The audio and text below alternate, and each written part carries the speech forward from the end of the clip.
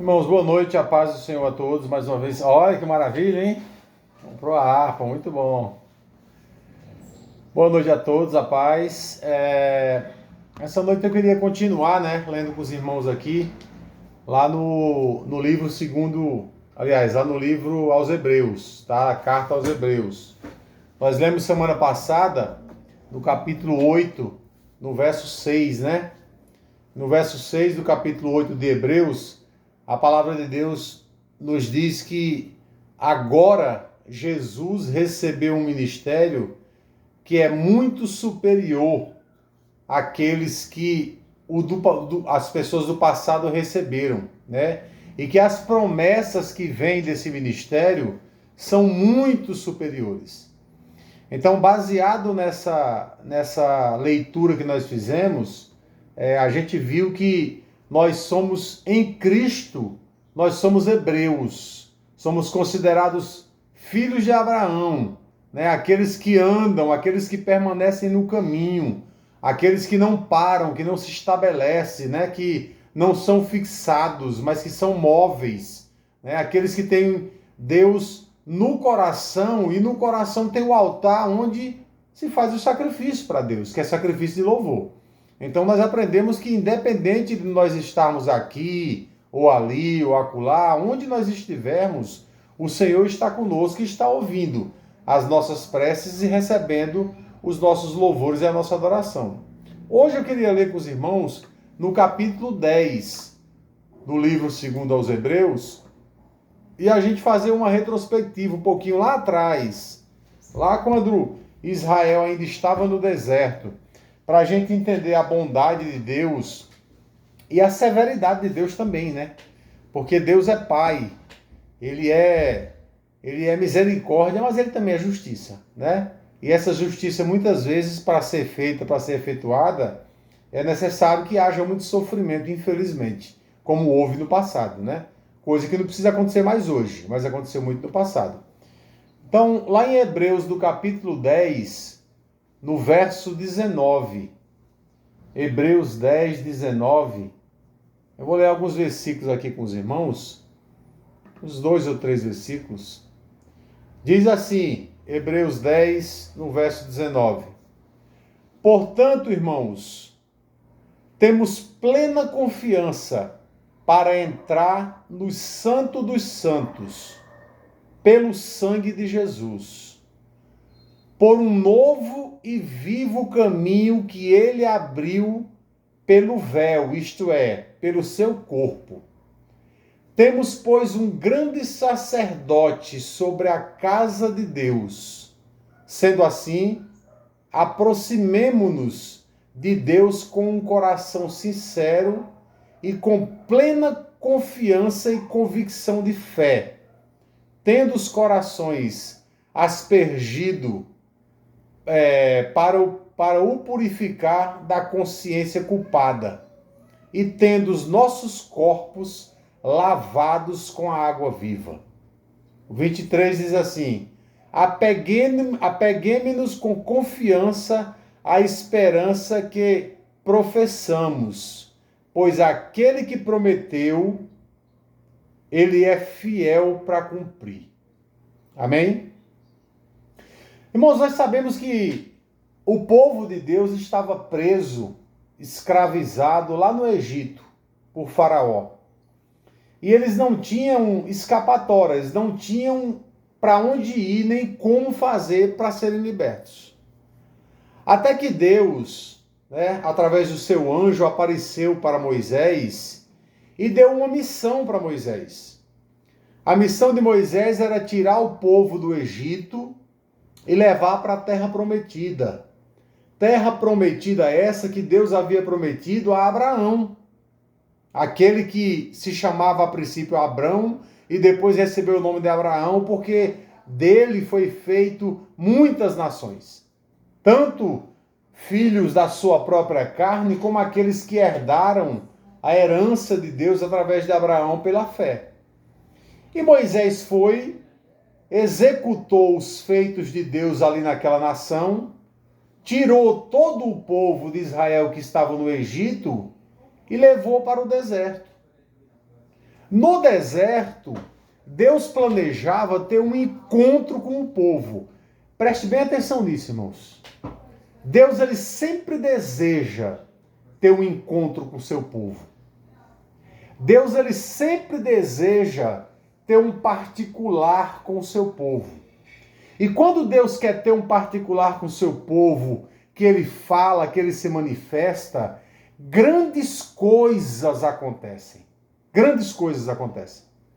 E ali no meio do deserto, o povo sentiu fome, o maná todos os dias caía sobre o orvalho e o povo se alimentava.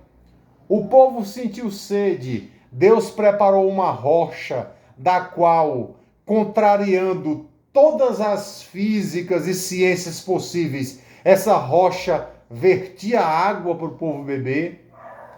O deserto fazia 50 graus, mas Deus colocava uma nuvem por cima do povo e a nuvem ficava só em cima da nação de Israel. Se a nação de Israel fosse para frente, a nuvem ia junto. Se ela fosse para trás, a nuvem recuava. Se ela fosse para a esquerda ou se ela fosse para a direita, a todo momento durante o dia, aquela nuvem estava ali, em cima do povo de Israel, protegendo eles do sol, para que eles não cozinhassem vivo naquele sol de 50 graus. E quando era noite, aqueles 50 graus de calor caía para 0 grau de frio. E para que aquele povo não morresse de frio, Deus colocava uma coluna de fogo ao lado do arraial de Israel, para que ele aquecesse o povo. Ou seja, o povo estava no meio do deserto. Olhava para um lado era areia, olhava para o outro era rocha, na frente tinha o mar e atrás tinha Faraó. Estava no meio do deserto, mas tinham comida, tinham bebida, tinham calor e tinham frio na hora necessária em que eles precisavam. Porque quando Deus manda buscar você de algum lugar e transferir para outro, ele se responsabiliza por aquilo que ele mandou fazer. Ele nunca desampara os seus. E Deus levou aquele povo para o deserto para ter um encontro com eles. Porque o que Deus desejava em seu coração era dar para aquele povo uma lei para que eles vivessem dentro daqueles estatutos até que viesse o Cristo, até que viesse o Messias, até que viesse aquele que iria fazer o sacrifício perfeito para libertar de uma vez por toda aquele povo e para que eles não precisassem mais sacrificar no dia a dia. Deus desejou conversar com aquele povo face a face. Por isso que ele chamou o povo para o deserto e disse a Moisés: olha, Moisés, quando for dia tal, tu e o teu povo encosta nessa rocha, porque eu vou falar com vocês. E teve um certo dia, irmãos, em que uma nuvem muito densa, muito escura, cheia de raios e trovoadas, baixou sobre aquele monte santo, aquele lugar sagrado. E Deus chamou o povo para si, para conversar com o povo. Mas o povo teve medo de Deus. O povo não quis ir ter um encontro com o Senhor. O povo não quis ir falar com o Senhor. E disse para Moisés: Moisés, vai tu em nosso lugar e fala com Deus. Nós te nomeamos como nosso porta-voz. Tu vai e fala com Deus, e o que Deus determinar para que a gente faça através de você, a gente fará. Foi a primeira decepção divina, irmãos, diante do povo de Israel, foi essa. Porque o que Deus mais queria era que aquele povo se chegasse ao monte e ouvisse a sua voz, e ouvisse as suas declarações, e ouvisse os seus estatutos, a sua lei que ele queria estabelecer sobre aquele povo, até que viesse o grande dia em que o Messias iria reinar sobre a terra. Mas o povo não quis ouvir Deus. O povo não quis se aproximar de Deus, porque o povo teve medo de Deus. Deus havia dito para Moisés que aquele povo seria o povo dele, os seus filhos, e ele seria para eles como pai. Mas o povo teve medo do pai. Que coisa triste, irmãos. A gente não chegar perto do nosso pai porque a gente tem medo dele.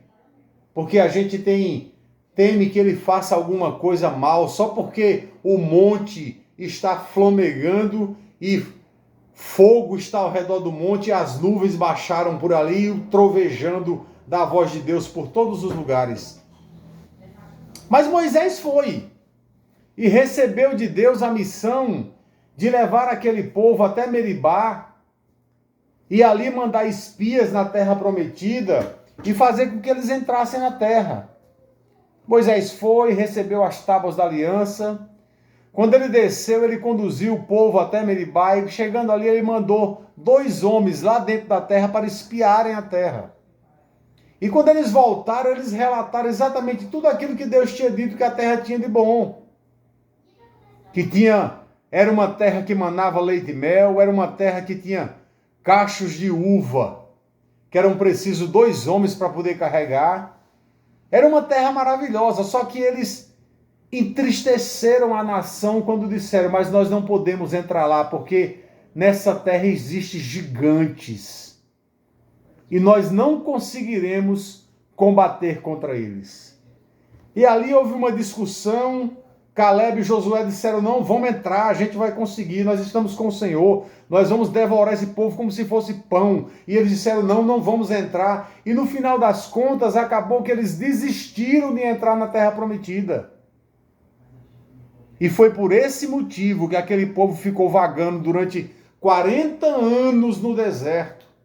E nenhum daquele povo, daquela geração, entrou na terra prometida, a não ser Caleb e Josué, que foram fiéis a Deus até o fim. Só a nação que nasceu depois deles foi que entrou.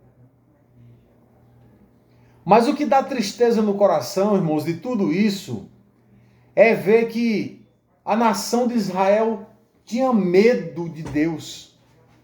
Servia a Deus no altar, sacrificava a Deus, louvavam a Deus praticamente 24 horas por dia, mas faziam isso por medo.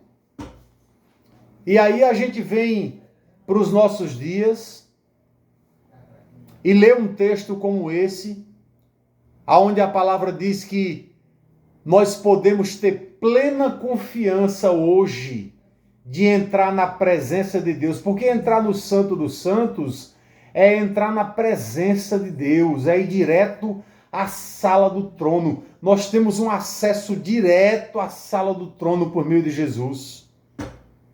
Portanto, irmãos, temos plena confiança para entrar no Santo dos Santos por meio do sangue de Jesus. Nós não precisamos que um pastor ore por nós para a gente entrar na presença de Deus.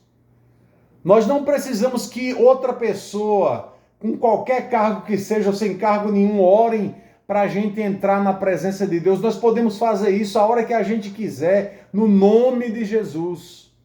Eu posso, você pode, nós juntos podemos.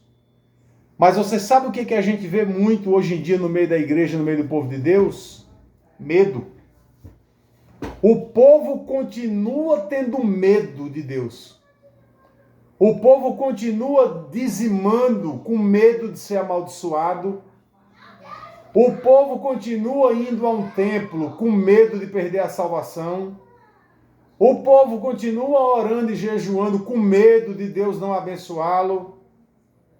O povo continua não comendo, não bebendo, não se misturando com o mundo, como é o rótulo que dão para os crentes quando vão para alguma instituição religiosa, com medo de Deus. Para ser sincero, nós temos muito mais medo de Deus hoje em dia do que tínhamos no passado, quando nem crente éramos. Quando a gente não era crente, ou quando o crente não era crente, você não se preocupava se Deus ia dar-te a salvação ou não. Você não estava preocupado se Deus ia te abençoar ou não. Você vivia muito mais tranquilo, muito mais em paz. não sentia nenhum tipo de perseguição divina na tua cola o tempo todo. Se você entra no banheiro, Deus está olhando o que você está fazendo. Se você se tranca no quarto, Deus está vendo o que você está fazendo. Se você vai num bar jogar uma sinuca com um amigo, Deus está vendo o que você está fazendo. Se você toma uma cerveja, Deus está vendo o que você está fazendo. Enfim, é um Deus tão perseguidor, é um Deus tão cruel e sem piedade e sem compaixão, que em vez de amá-lo, o povo tem medo dele. É isso que está acontecendo na maioria dos casos. A maioria daqueles que se dizem povo de Deus, só são povo de Deus porque foram tão apavorados, foram tão amedrontados, viram tanta nuvem, tanto fogo no monte e tanto trovão, que só servem a Deus por medo. Mas o que eu quero dizer nessa noite para você é que você não tem que ter medo de Deus, porque Ele não é um carrasco como muitos dizem que Ele é. Ele não é um Deus que vai te fulminar como muitos dizem que Ele vai fazer. Deus é teu Pai. Ele é meu Pai, Ele é nosso Pai. Nós recebemos como herança a glória de sermos chamados de filhos de Deus, porque fomos adotados por meio de Jesus Cristo, por meio do sacrifício que Ele fez. E Ele conseguiu pagar uma dívida que era impagável. Nós não conseguiríamos, com nenhum esforço desse mundo, pagar a dívida que nós tínhamos para com Deus. Mas Jesus foi lá e pagou por todos nós. Então não tenho por que ter medo de Deus. Eu não tenho por que deixar de ser feliz, ou deixar de fazer as coisas que me deixam alegre, ou deixar de me reunir com outras pessoas que não têm a mesma fé que eu, ou que não seguem o mesmo caminho espiritual que eu sigo, ou pessoas que não têm nada a ver com o meu convívio diário. Eu não posso deixar de me encontrar com essas pessoas com medo de Deus, porque Deus quer que eu me encontre com elas. Porque o objetivo de Deus de ter me chamado foi o mesmo objetivo de Deus de ter chamado a nação de Israel. É para que eu entre e conquiste. Mas a maioria dos crentes hoje em dia que se dizem povo de Deus estão vivendo na teologia do escapismo. Não vem a hora de se dar o arrebatamento para eles sumirem daqui. O que eles mais querem é deixar o mundo e estão redondamente enganados, porque o arrebatamento não passa das nuvens. É o encontro com o Senhor nas nuvens, a transformação e o retorno para cá. Porque quem tem que ganhar o mundo somos nós.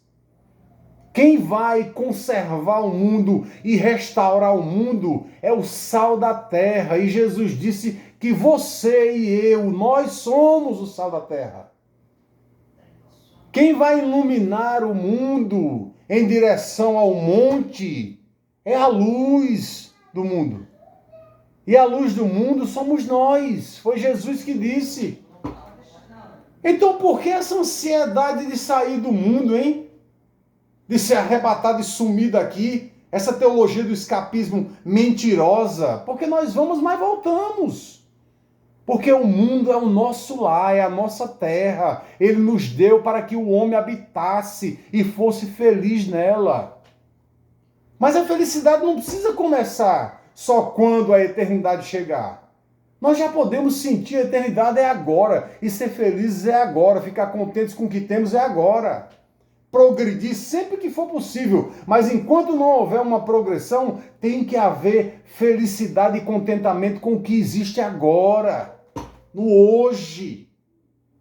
Porque o passado já passou e eu não consigo acessá-lo mais para mudar as coisas. O futuro, eu nem sei se vem. Você tem certeza que amanhã você acorda vivo? Quem pode tirar certeza disso? Ninguém pode tirar certeza disso. Então eu não sei se o futuro vem. Então o que eu preciso viver é o hoje, é o agora, é esse instante.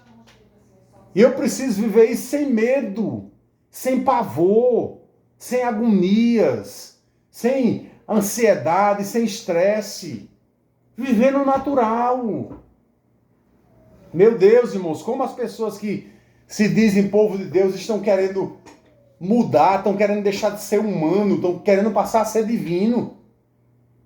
Quando, na verdade, o próprio Deus que é divino veio a ser humano, para sentir o que é ser humano e libertar a humanidade dessa prisão mental que existia no passado, para que ela seja livre para adorar a Deus de todo o coração, sem medo, sem angústia, sem perseguições, sem perturbação. Porque o nosso inimigo, aquele único inimigo que nos odeia e que quer nos destruir, esse já foi vencido. E ele foi vencido lá na cruz do Calvário. Jesus venceu o nosso inimigo lá na cruz do Calvário. Quando ele deu o brado, o grito, tetelestai, está consumado, Paulo diz claramente, escrevendo aos Colossenses, que ele nos tirou do reino das trevas e nos colocou no reino do Filho do seu amor. Entenda isso claramente. Paulo não disse que ele vai nos tirar e vai nos colocar. Ele disse que ele nos tirou e nos colocou. É já, é hoje, é agora. Paulo, escrevendo aos Efésios, diz que em Cristo nós já estamos nos lugares celestiais. Ele não disse que nós estaremos no futuro. Ele disse que nós estamos agora em Cristo, em lugares celestiais. Tudo que eu vejo, tudo que eu vivo, tudo que eu passo é passageiro. Nós já herdamos a eternidade. Ela já é nossa. O que nós precisamos é tentar viver bem o máximo que a gente puder. Fazer amizades o máximo que a gente puder. Se envolver com pessoas o máximo que a gente puder. Nós precisamos lembrar que essa carta aos Hebreus foi escrita exatamente aos hebreus porque eles que tinham aceitado a Cristo, que tinham aceitado o Evangelho e que estavam sofrendo grandes perseguições, estavam agora tentando voltar para o judaísmo, estavam tentando voltar para a lei. Por isso que o autor escreveu a carta e falou, não voltem não. Não voltem atrás, continue marchando, continue caminhando. E essa é a situação de muitos crentes, por ter vivido muito tempo dentro de uma instituição religiosa, que sempre disse para ele que se ele não vigiar 24 horas por dia, e ele der um vacilo, der um passo atrás, Deus não aceita ele, que ele vive cheio de temor, que ele vive cheio de pavor. É assim que vive a maioria dos crentes que eu conheço, cheio de pavor de Deus, cheio de medo de Deus, dizendo para o pastor, pastor, ore por mim, pastor, peça por mim, pastor, fale por mim, pastor, vá por mim. Não, é você que tem que ir. É você que tem que orar, é você que tem que se apresentar diante de Deus. Não tenha medo do monte, não tenha medo das nuvens, não tenha medo do fogo, porque é o monte, as nuvens e o fogo. Quem está fazendo, quem está provocando e quem está permitindo é o teu Pai que te ama e que te salvou e que te resgatou.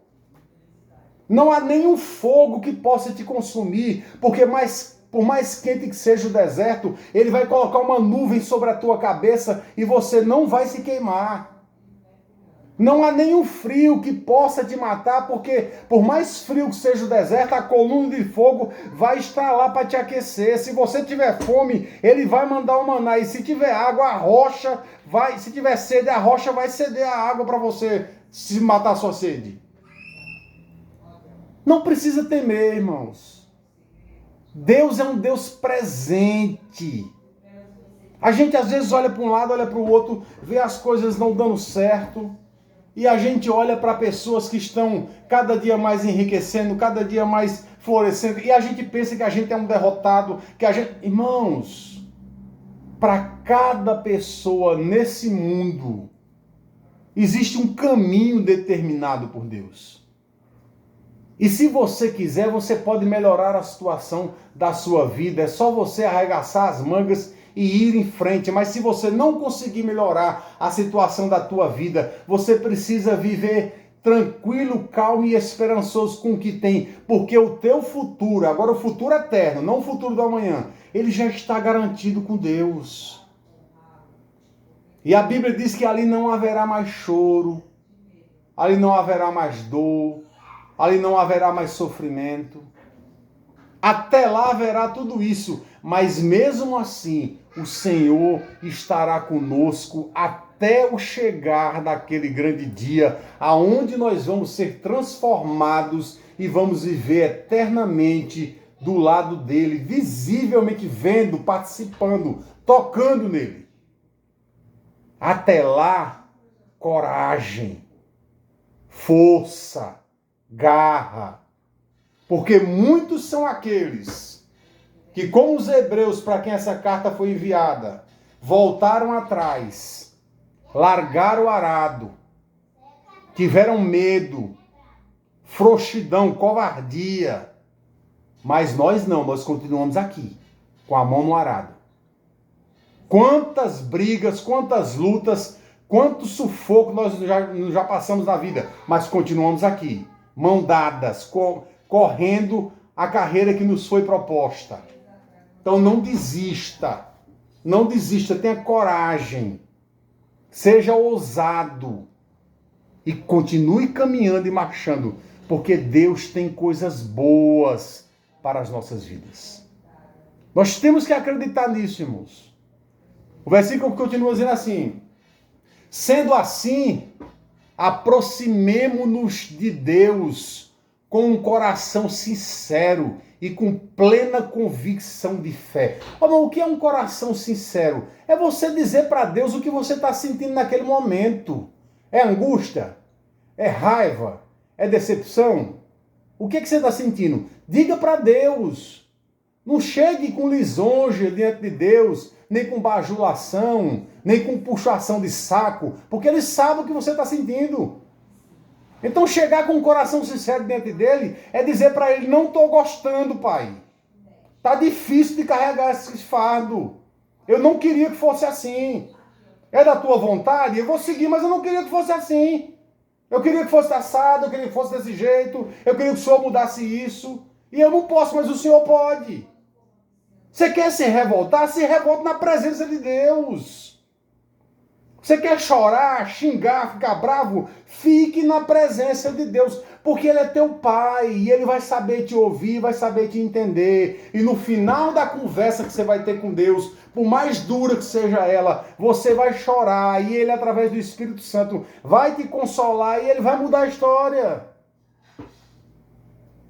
Então não adianta ir para Deus em oração com bajulação.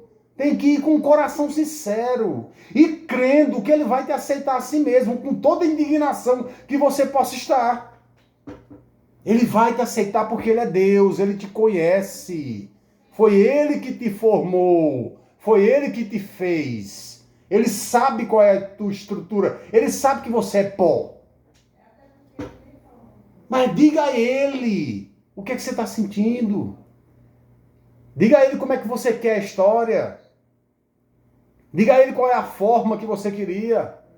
Mas não saia da presença dEle. Não largue o arado. Continue marchando. Vou lembrar de novo a você, o sol, por mais quente que tenha sido na tua vida, não te matou. Porque a nuvem estava lá para te cobrir. O frio, por mais duro que tenha sido na tua vida, não te deixou esmorecer, porque a coluna de fogo estava lá para te aquecer.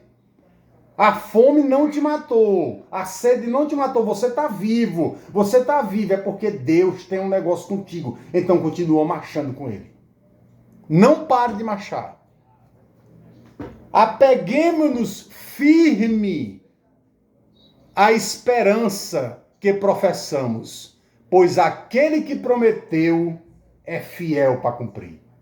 Irmãos, eu acredito tanto nisso, que às vezes eu estou angustiado por uma razão ou por outra, e eu me lembro de versículos como esses, que aquele que prometeu é fiel para cumprir, e aí eu começo a lembrar de diversas vidas do passado que a Bíblia relata que Deus fez promessa e Ele cumpriu cada uma delas.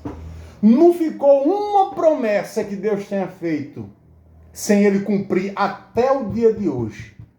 Então, se Deus cumpriu todas as promessas que Ele fez até o dia de hoje, isso é um sinal forte e vívido de que Ele vai continuar cumprindo as promessas que Ele tem feito. Ele não vai deixar de cumprir nenhuma promessa que Ele fez.